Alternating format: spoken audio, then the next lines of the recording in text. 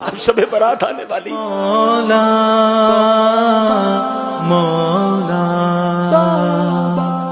پتہ ہے شب برات کو شب برات کیوں کہتے ہیں؟ یہ بری ہونے کی رات ہے، یہ مغفرت کی رات ہے۔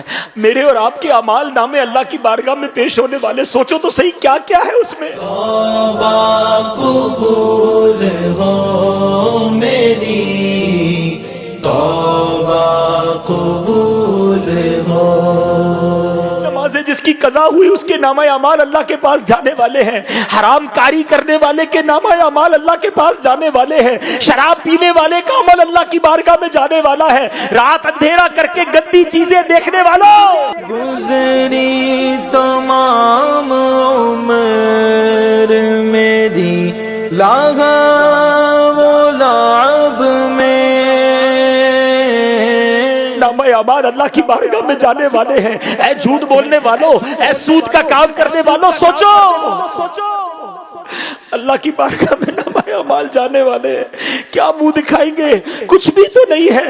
ایک راستہ ہے، ایک راستہ ہے کہ آج توبہ کر لیں، وہ بڑا کریم ہے، وہ پچھلے سارے گناہ معاف کر سکتا ہے، وہ رحمان ہے، وہ رحیم ہے، اس نے وعدہ کیا ہے۔ بس آج سچی توبہ کر لو۔ آؤ اپنے رب سے عرض کرتے ہیں، اے مولا بندے تیرے ہیں، خطا کار ہیں، مالک ہو گئے گناہ، ہمیں معاف کر دے۔ اے اللہ ہم کمزور ہیں، ہم سے ہو گئے گناہ، اے اللہ ہمیں معاف کر دے، آئندہ نہیں کریں گے گناہ، تجھ سے وعدہ کرتے مولا تو ہمیں معاف کر دے۔ اے اللہ ہم تیرے بندے ہیں، اگر تو نے معاف نہ کیا تو کس کے در پر جائیں گے؟ تیرے سوا کون ہے مولا؟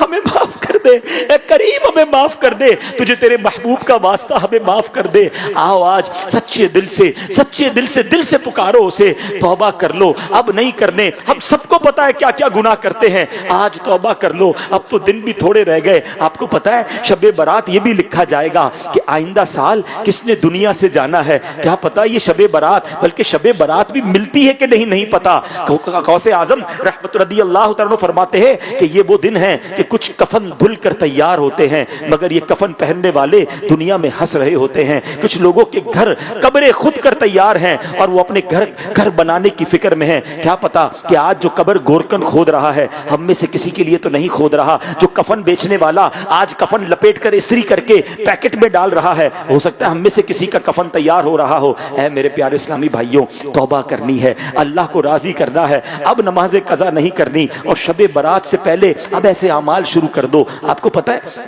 نبی پاک علیہ الصلوۃ والسلام شعبان میں کثرت سے روزے رکھا کرتے۔ پوچھا گیا حضور آپ شعبان میں اتنے روزے کیوں رکھتے ہیں؟ فرمایا اس میں ایک رات ہے جس رات اللہ کی بارگاہ میں اعمال نامے پیش ہوتے ہیں، میں چاہتا ہوں جب میرے اعمال نامے پیش ہوں میں روزے سے ہوں۔ وہ تو اللہ کے حبیب ہیں، ان کا یہ عالم ہے، اور ہم ہیں کہ ہمارے اندر فرق ہی کوئی نہیں آیا کہ شب برات آنے والی ہے، شعبان آ گیا ہے، اب نفلی روزے، اب تلاوت قرآن، اب درود پاک، کثرت سے نمازیں، خدا را اس کی عادت بنائیے۔ اور پھر خاص جب شب برات آ جائے تو 14 شعبان کا روزہ رکھنا ہے۔ پوری دنیا میں دعوت اسلامی والوں کی، عاشقان رسول کی مساجد میں یہ اہتمام ہوتا ہے، 6 نوافل پڑھیں، وہ رات اجتماع میں، عبادت میں، صلاۃ و تسبیح میں گزاریں، اور اس کے بعد 15 شعبان کا روزہ رکھیں تاکہ نامہ اعمال کا آخری دن بھی روزہ ہو جائے، نامہ اعمال کا پہلا دن بھی روزہ ہو جائے۔